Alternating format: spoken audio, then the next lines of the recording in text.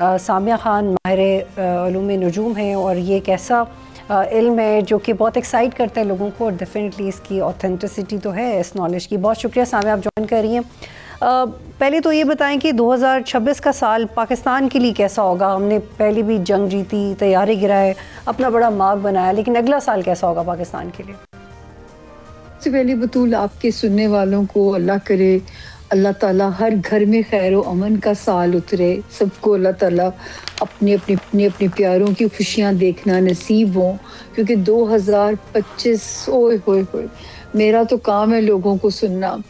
तो और बाकी जहाँ तक बात है कि ये वाला साल कैसा गुजरेगा, एक तो ये साल यूँ समझें कि नई ट्रांसफॉर्मेशंस का साल है, नई तब्दीलियों का साल है।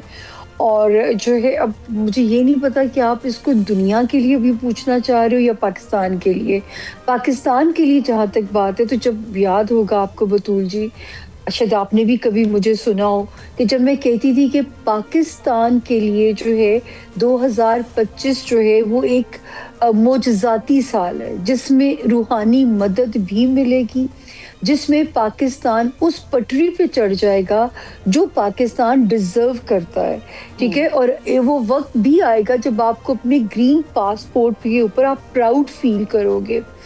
और मैंने खुद एक्सपीरियंस किया, मैं इवन 1 मई 2025 को भी एक प्रोग्राम में लाइव कर रही थी। अभी जंग शुरू नहीं हुई थी, अभी जंग के खतरात थे, हमें थ्रेट्स थे।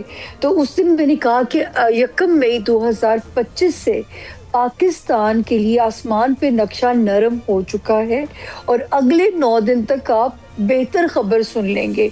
ये मेरा शो ऑन एयर है, बिलाल कुतुब साहब का शो था, एक न्यूज़ है, ताकि आप अगर कोई मुझे समझे कि मैं झूठ बोल रही हूँ। और मेरे रोंगटे खड़े होते हैं कि मुझे पता भी नहीं था कि 9वें दिन के बाद 10 मई आ जाएगी, सीज़ फायर होने से ग़ज़वा बदर का सा समा जो है वो मेरी मुल्क की अफवाज का सर बुलंद करके चला जाएगा। ये मेरी भी वहमो गुमान में नहीं था, क्योंकि एस्ट्रोलॉजी एक महदूद सा इल्म है बतूल, गैब का इल्म सिर्फ अल्लाह ताला की ज़ात के पास है।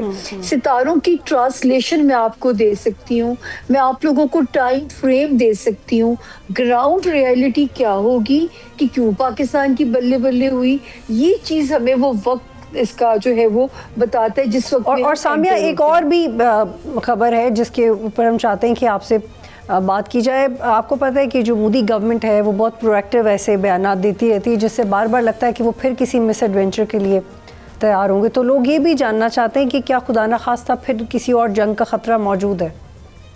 देखिए, इंडिया डायरेक्टली हमसे पंगा इंशाल्लाह रब के हुक्म से नहीं लेगा।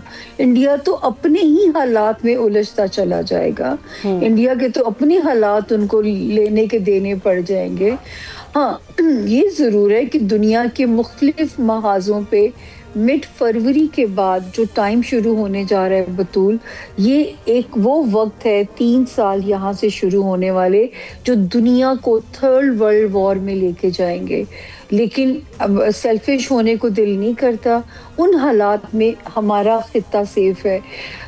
जब ये भी प्रेडिक्शन आपको अक्सर ही आपने सुनी होगी, जब मैं कहती थी मेरा मुल्क सुपर पावर्स का लाडला हो जाएगा, सुपर पावर्स को हमारे सर्वाइवल की हमसे ज़्यादा फिक्र पड़ जाएगी।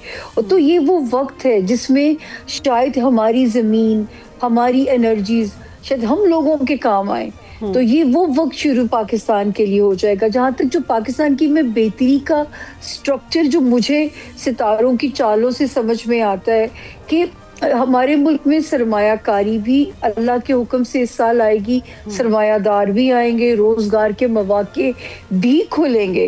तालीम का स्टैंडर्ड तो मैं हमेशा से कहती हूँ कि जो हमारे मुल्क के बच्चे पढ़ के कामयाब होते हैं, दुनिया में उनका मुकाबला कोई भी नहीं कर सकता। ये ज़रूर है कि थोड़ा सा उसको एक लेके जाने की ज़रूरत है एक पॉजिटिव तरीके से, लेकिन हमारे मुल्क में हम ये कह सकते हैं कि तालीमी स्टैंडर्ड्स हमारे अनबीटेबल है अभी भी। सब्सक्राइब करें और बेल दबाएं ताकि कोई खबर रह न जाए।